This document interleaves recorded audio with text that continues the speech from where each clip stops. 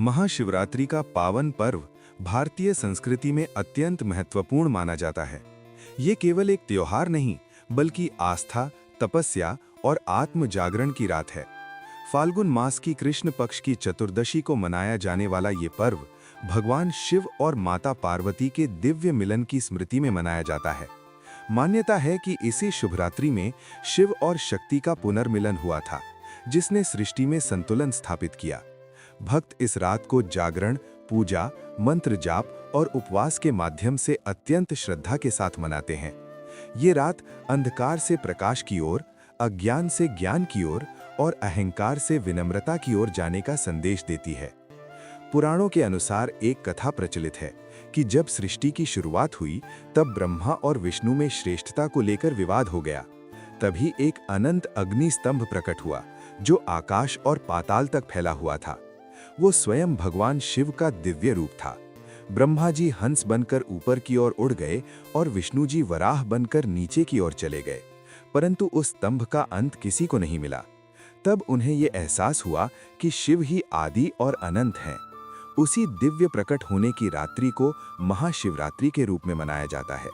ये कथा हमें सिखाती है कि परम सत्य अनंत है और अहंकार से सत्य की प्राप्ति नहीं हो सकती।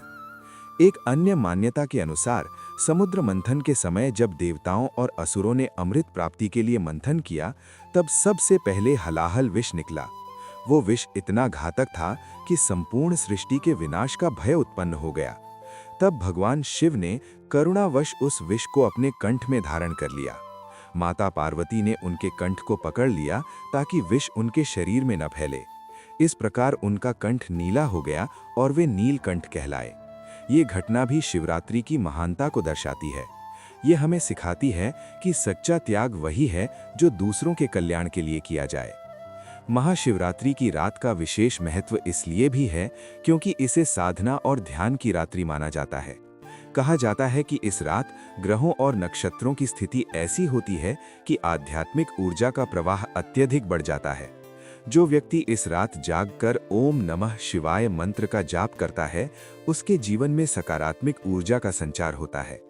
भक्त शिवलिंग पर जल, दूध, बेलपत्र, धतूरा और भस्म अर्पित करते हैं। बेलपत्र को अत्यंत प्रिय माना जाता है क्योंकि उसके 3 पत्ते शिव के 3 नेत्रों और त्रिगुणों का प्रतीक हैं। एक और लोकप्रिय कथा एक शिकारी की है जो अनजाने में ही शिवरात्रि का व्रत कर बैठा। वो जंगल में शिकार की तलाश में पेड़ पर चढ़ा हुआ था। रात भर जागते हुए उसने नीचे स्थित शिवलिंग पर अनजाने में बेलपत्र गिरा दिए। वो भूखा भी रहा क्योंकि उसे शिकार नहीं मिला। इस प्रकार अनजाने में ही उसने उपवास, जागरण और पूजा कर ली। सुबह होते ही उसके पाप नष्ट हो गए और उसे मोक्ष की प्राप्ति हुई। इस कथा से ये संदेश मिलता है कि सच्ची भावना और सरल हृदय से की गई भक्ति भगवान को अवश्य प्रिय होती है। महाशिवरात्रि हमें ये भी सिखाती है कि जीवन में संयम और आत्मनियंत्रण कितना आवश्यक है। उपवास का अर्थ केवल भोजन का त्याग नहीं, बल्कि बुरे विचारों का त्याग भी है। इस दिन लोग क्रोध, लोभ और अहंकार को छोड़ने का संकल्प लेते हैं। मंदिरों में विशेष पूजा अर्चना होती है, भजन कीर्तन गाए जाते हैं और पूरा वातावरण हर हर महादेव के जयकारों से गूंज उठता है।